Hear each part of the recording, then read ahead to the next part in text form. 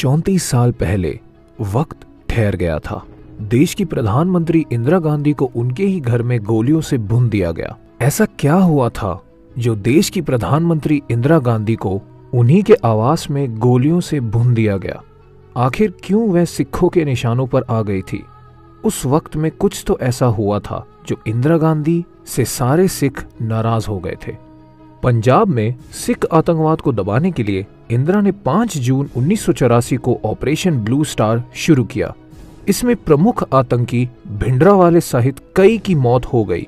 Operation में स्वर्ण मंदिर के कुछ हिस्सों को क्षति पहुंची। इससे सिख समुदाय में एक तबका इंदिरा से नाराज हो गया था।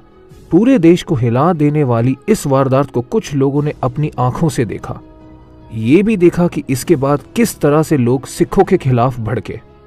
उड़ीसा में जबरदस्त चुनाव प्रचार के बाद इंदिरा गांधी 30 अक्टूबर की शाम दिल्ली पहुंची थी। आमतौर पर जब वो दिल्ली में रहती थी तो उनके घर एक सफदरजंग रोड पर जनता दरबार लगाया जाता था। ये भी एक अघोषित नियम था कि अगर इंदिरा दूसरे शहर के दौरे से देर शाम घर पहुंचेगी तो अगले दिन जनता दरबार नहीं होगा। 30 तारीख की शाम को भी इंदिरा से कहा गया कि वो अगले दिन सुबह के कार्यक्रम रद्द कर दे, लेकिन इंदिरा ने मना कर दिया। वो आयरिश फिल्म डायरेक्टर पीटर उस्तिनोव को मुलाकात का वक्त दे चुकी थी। एसीपी दिनेश चंद्र भट्ट बताते हैं कि उनके इंटरव्यू के लिए बाहर से एक टीम आई हुई थी। पीटर उस्तिनोव आए। उन लोगों ने अपना सर्वे किया। ये देखा कि खुली जगह पर इंटरव्यू करना चाहिए। वहां दिवाली के पटाखे पड़े हुए थे। उसको साफ करवाकर इंतजाम करवाया गया। उसमें कुछ वक्त लग रहा था। दरअसल पीटर इंदिरा गांधी पर एक डॉक्यूमेंट्री फिल्म बना रहे थे। इस बीच सुबह के 8 बजे इंदिरा गांधी के निजी सचिव आर.के. धवन एक सफदरजंग रोड पहुंच चुके थे। धवन जब इंदिरा गांधी के कमरे में गए तो वो अपना मेकअप करा रही थी। इंदिरा ने पलटकर उन्हें देखा। दिवाली के पटाखों को लेकर थोड़ी नाराजगी भी दिखाई। फिर अपना मेकअप पूरा कराने में लग गई। इंदिरा बाहर निकली और एक अकबर रोड की ओर चल पड़ी। अब तक घड़ी ने 9 बजा दिए थे। लॉन साफ हो चुका था। इंटरव्यू के लिए सारी तैयारियां पूरी थी। चंद मिनटों में ही इंदिरा एक अकबर रोड की तरफ चल पड़ी। यहीं पर पेंट्री के पास मौजूद था हेड कांस्टेबल नारायण सिंह। नारायण सिंह की ड्यूटी आइसोलेशन केदार में होती थी। 7:30 से लेकर 8:45 तक पोर्च में ड्यूटी करने के बाद वो कुछ देर पहले ही पेंट्री के पास आकर खड़ा हुआ था। इंदिरा को सामने से आते देख उसने अपनी घड़ी देखी। वक्त हुआ था 9:05। 31 अक्टूबर की सुबह 9:05। सब कुछ ठीक था। आर.के. धवन उनके पीछे पीछे चल रहे थे। दूरी करीब 3 से 4 फीट रही होगी। तभी वहां से एक वेटर गुजरा। उसके हाथ में एक कप और प्लेट थी। वेटर को देखकर इंदिरा थोड़ी ठिठकी। पूछा कि ये कहाँ लेकर जा रहे हो? उसने जवाब दिया, इंटरव्यू के दौरान आयरिश डायरेक्टर एक टी सेट टेबल पर रखना चाहते हैं। इंदिरा ने उस वेटर को तुरंत कोई दूसरा और अच्छा टी सेट लेकर आने को कहा। ये कहते हुए वो आगे बढ़ गई। तेज कदमों से चलते हुए इंदिरा उस गेट से करीब 11 फीट दूर पहुंच गई थी, जो एक सफदरजंग रोड को एक अकबर रोड से जोड़ता है। नारायण सिंह ने देखा कि गेट के पास सब इंस्पेक्टर बेअंत सिंह तैनात था। ठीक बगल में बने संतरी बूथ में कांस्टेबल सतवंत सिंह अपनी स्टेन गन के साथ मुस्तैद था। बेअंत ने अचानक सरकारी रिवॉल्वर निकाली और तभी आगे बढ़ते हुए इंदिरा गांधी संतरी बूथ के पास पहुंची। बेअंत और सतवंत को हाथ जोड़ते हुए इंदिरा ने कहा, नमस्ते। बेअंत सिंह ने अचानक अपने दाईं तरफ से 28 बोर की सरकारी रिवॉल्वर निकाली। इंदिरा गांधी पर एक गोली दाग दी। आसपास के लोग भौचक्के रह गए। 1 सेकंड के अंतर में बेअंत सिंह ने 2 और गोलियां इंदिरा के पेट में उतार दी। 3 गोलियों ने इंदिरा गांधी को जमीन पर झुका दिया। उनके मुंह से एक ही बात निकली, ये क्या कर रहे हो?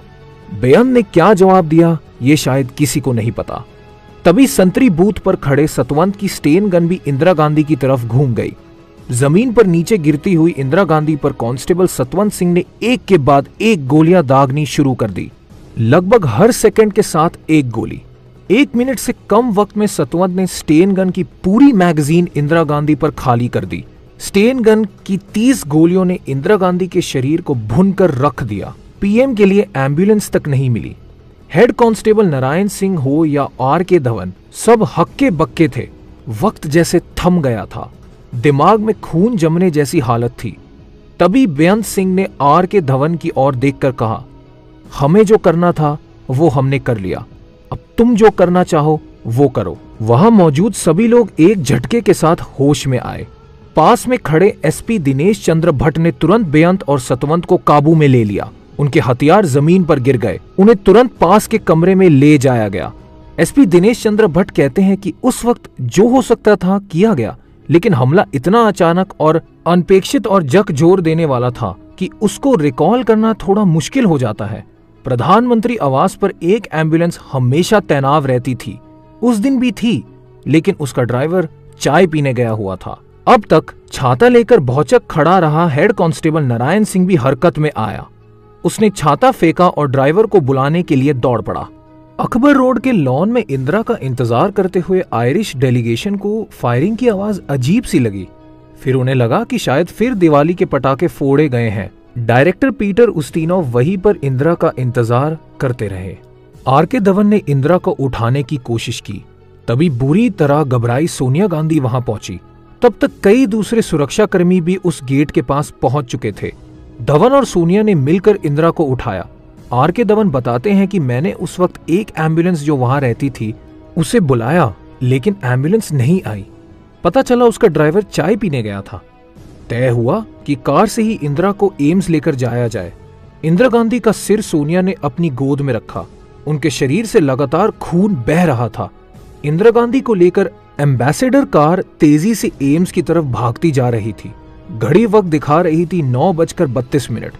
एम्स पहुंचते ही इंदिरा गांधी को वीआईपी सेक्शन लेकर जाया गया, लेकिन वो उस दिन बंद था। धवन उन्हें इमरजेंसी की तरफ लेकर भागे। वहां कुछ नौजवान डॉक्टर मौजूद थे। वो मरीज को देखते ही हड़बड़ा गए। तभी किसी का दिमाग काम किया। उसने तुरंत अपने सीनियर कार्डियोलॉजिस्ट को खबर दी। वो सीनियर कार्डियोलॉजिस्ट कोई और नहीं, डॉक्टर वेणुगोपाल थे।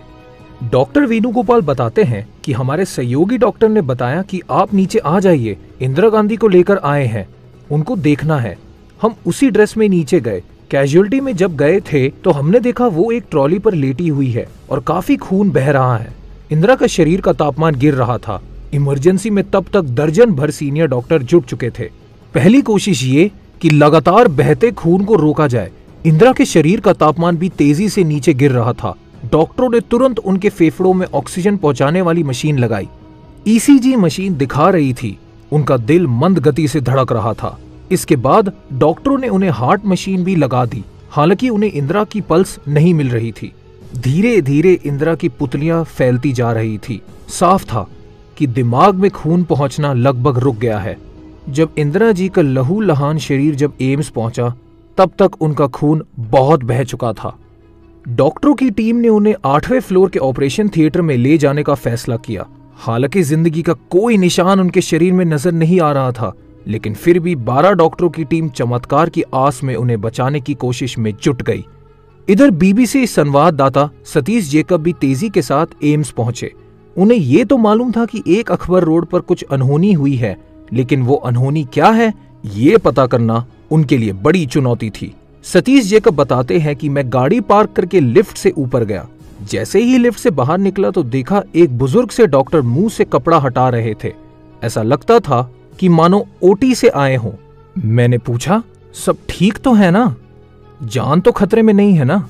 उन्होंने मुझे बड़े गुस्से में देखा। कहा, कैसी बात करते हो? अरे सारा जिस्म छलनी हो चुका है। तो मैंने उनसे कुछ नहीं कहा। वही आईसीयू के बाहर आर.के. धवन खड़े थे। चेहरे से ऐसा लग रहा था कि चिंता में है। उनसे मैंने इतना कहा कि धवन साहब, ये तो बहुत बुरा हुआ। कैसे हुआ? उन्होंने कहा कि वो अपने घर से निकल पैदल आ रही थी। वो पीछे पीछे चल रहे थे। अचानक गोलियों की आवाज आई। अब बीबीसी संवाददाता सतीश जेकब के हाथ में अब पुख्ता खबर थी। देश की प्रधानमंत्री इंदिरा गांधी को गोली मारी गई है। डॉक्टरों ने आस छोड़ दी। डॉक्टर वेणुगोपाल कहते हैं कि पहले तो एक ही मकसद था उनको बचाने के लिए। जहां से खून बाहर आ रहा है उनको सारे को कंट्रोल करना था। 4-5 घंटे लगे उनको कंट्रोल करने में। इसी टाइम पर उनका हार्ट फंक्शन, ब्रेन फंक्शन ठीक करने के लिए मशीन पर लगाया। तापमान भी कम कर दिया उनको बचाने के लिए। लेकिन इंदिरा का शरीर उनका साथ छोड़ रहा था। डॉक्टर बड़ी बारीकी के साथ उनके शरीर से 7 गोलियां निकाल चुके थे। वक्त निकलता जा रहा था। डॉक्टरों के सामने एक मुश्किल इंदिरा का O- ब्लड ग्रुप भी था। भारत में 100 लोगों में केवल एक का O- ब्लड ग्रुप होता है। इंदिरा को बचाने के लिए डॉक्टरों ने उन्हें 88 बोतल ओ नेगेटिव खून चढ़ाया। फिर एम्स में डॉक्टरों ने तमाम कोशिश के बाद सारी उम्मीदें छोड़ दी, लेकिन ये भी काम नहीं आया। एक तरह से इंदिरा सिर्फ मशीन के भरोसे जिंदा थी। ये वो वक्त था जब डॉक्टरों ने भी हथियार डाल दिए। अब कुछ नहीं हो सकता था। उधर ऑपरेशन थिएटर के बगल वाले कमरे में एक और जद्दोजहद चल रही थी। इंदिरा के मौत के बाद कौन बनेगा देश का प्रधानमंत्री? राजीव गांधी पश्चिम बंगाल में अपना दौरा रद्द कर दिल्ली पहुंच चुके थे। सभी की राय थी कि राजीव गांधी को ही देश की सत्ता सौंपी जाए, लेकिन सोनिया गांधी अड़ी हुई थी कि राजीव ये बात कतई मंजूर ना करे। आखिरकार राजीव ने सोनिया को कहा कि मैं प्रधानमंत्री बनूं या ना बनूं, दोनों ही सूरत में मार दिया जाऊंगा। राजीव के इस जवाब के बाद सोनिया ने कुछ नहीं कहा। आखिरकार दोपहर 2:23 पर आधिकारिक तौर ऐलान कर दिया गया कि इंदिरा गांधी की मौत हो चुकी है। पोस्टमार्टम करने वाले डॉक्टर टी.डी. डोगरा कहते हैं कि उस वक्त दोपहर के 2:10 हुए थे। मुझे बुलाकर बताया गया कि इंदिरा गांधी की मौत हो चुकी है। वहां इतनी ज्यादा भीड़ थी कि मुझे लगा लोग ऑपरेशन थिएटर का शीशा तोड़कर भीतर घुस आएंगे। उनके शरीर पर गोलियों के 30 निशान थे और कुल 31 गोलियां इंदिरा के शरीर से निकाली गई। लोगों को संभालना मुश्किल हो रहा था। इस वक्त तक एम्स के बाहर भी हजारों लोगों की भीड़ उमड़ आई थी। पुलिस वालों के लिए उन्हें संभालना मुश्किल हो रहा था। हर तरफ इंदिरा गांधी के नारे गूंज रहे थे। हालात ये हो गई कि इंदिरा समर्थकों को संभालने के लिए पुलिस को लाठीचार्ज तक करना पड़ा। लोग इंदिरा की मौत की खबर से बुरी तरह सन्न थे। उतना ही ज्यादा फूट रहा था उनका गुस्सा। हालात ये थी कि वियना के दौरे से लौटकर सीधा एम्स पहुंचे राष्ट्रपति ज्ञानी जैल सिंह की कार पर भी पथराव कर दिया गया। ये बहुत बड़े तूफान की आहट थी। लोग रो रहे थे, बिलख रहे थे। उन्हें यकीन नहीं हो रहा था कि इंदिरा को भी कोई ताकत हरा सकती है। यही वो भीड़ थी जो रोते रोते जब थक गई तो उसकी जगह गुस्से ने ली। ये गुस्सा आगे क्या करने वाला था, इस बात का किसी को कोई एहसास नहीं था। बीबीसी संवाददाता सतीश जेकब तेजी के साथ अपने दफ्तर वापस लौट रहे थे। दिल में तूफान की इतनी बड़ी खबर है। उनका मन कर रहा था कि जितनी जल्दी हो सके ऑफिस पहुंचे। जेकब ने बताया कि हमें जो कोई भी खबर देनी होती थी वो हम टेलीफोन पर देते थे। खबर हमारी आवाज में जाती थी। उस समय ना तो मोबाइल थे और ना ही एसटीडी। इंटरनेशनल कॉल बुक करानी पड़ती थी। उस दिन मुझे जल्दी कनेक्ट करा दिया। मेरे पास वक्त नहीं था टाइप करने का, तो मैंने कहा कि छोटी सी खबर है। मैंने कहा अभी थोड़ी देर पहले भारत की प्रधानमंत्री इंदिरा गांधी पर घातक हमला हुआ है। ये खबर बीबीसी रेडियो पर कुछ देर बाद चली, लेकिन जब चलनी शुरू हुई तो भारत ही नहीं पूरी दुनिया में हड़कंप मच गया। उस वक्त अमेरिका में आधी रात हो रही थी। जानकारी के मुताबिक राष्ट्रपति रीगन को आधी रात में इंदिरा की हत्या की खबर दी गई। अमेरिका से लेकर रूस तक में हड़कंप मच गया। इधर देश के तमाम शहरों में बड़े बड़े अखबार हरकत में आ चुके थे। ज्यादातर पत्रकारों को उनके घर से बुला लिया गया। 31 अक्टूबर 1984 के शाम 4 बजे तक दूरदर्शन और आकाशवाणी पर इंदिरा की हत्या की कोई खबर नहीं थी। हालात ये थे कि अखबार की कॉपी बाजार में पहुंचते की हाथों हाथ बिक रही थी। लेकिन दुनिया भर में इस खबर का डंका पीटने वाले सतीश जेकब ने खुद ये बात आकाशवाणी के एक अधिकारी से पूछी। सतीश जेकब ने बताया, वो कहने लगे, भाई मैं क्या करूं, इतनी बड़ी खबर है और जब तक कि कोई सीनियर मिनिस्टर या अधिकारी इसको अप्रूव नहीं कर देता मैं इसको ब्रॉडकास्ट नहीं कर सकता। मैंने पूछा कि क्यों नहीं कराया अप्रूव, तो उन्होंने कहा कि प्रेसिडेंट यमन में है, होम मिनिस्टर प्रणब मुखर्जी राजीव के साथ पश्चिम बंगाल में। उनका कहना था दिल्ली में कोई भी मिनिस्टर नहीं है, मैं क्या करूं। बीबीसी के लिए यह भारत में बहुत अहम दिन था। पूरा देश इंदिरा की हत्या की खबर बार बार सुनने के लिए जैसे बीबीसी रेडियो से चिपक गया था। खुद पश्चिम बंगाल से दिल्ली तक के रास्ते में राजीव गांधी भी बीच बीच में बीबीसी पर ही खबर सुनते आ रहे थे। सुबह से लेकर अब तक बहुत कुछ बदल चुका था। एम्स में एक अजीब सा तनाव बढ़ता जा रहा था। सैकड़ों की तादाद में वहां सिख भी आए थे। पहले इंदिरा गांधी अमर रहे के नारे भी लगा रहे थे, लेकिन धीरे धीरे वो एम्स से हटने लगे। जैसे जैसे लोगों को ये पता चला कि इंदिरा की हत्या उनके ही 2 सिख गार्डों ने की है, नारों का अंदाज भी बदलने लगा। राष्ट्रपति ज्ञानी जैल सिंह की कार पर पथराव के बाद इन नारों की गूंज एम्स के आसपास के इलाकों में भी फैलती जा रही थी। दोपहर ढलते ढलते एम्स से वापस लौटते लोगों ने कुछ इलाकों में तोड़फोड़ शुरू कर दी थी। अस्पताल के पास से गुजरती हुई बसों में सिखों को खींच खींच कर बाहर निकाला जाने लगा। दिल्ली में बरसों से रह रहे इन लोगों को अंदाजा भी नहीं था कि कभी उनके खिलाफ गुस्सा इस कदर फूटेगा। धीरे धीरे बसों से सिखों को खींच कर निकालने का सिलसिला पूरी दिल्ली में फैल गया, लेकिन लोगों का गुस्सा यही नहीं थमा। पहला हमला 5:55 पर हुआ विनयनगर इलाके में। यहां एक सिख लड़के को बुरी तरह पीटने के बाद उसकी मोटरसाइकिल में आग लगा दी गई। इस आग में पूरी दिल्ली धधकने जा रही थी। सन्नाटा पसर गया।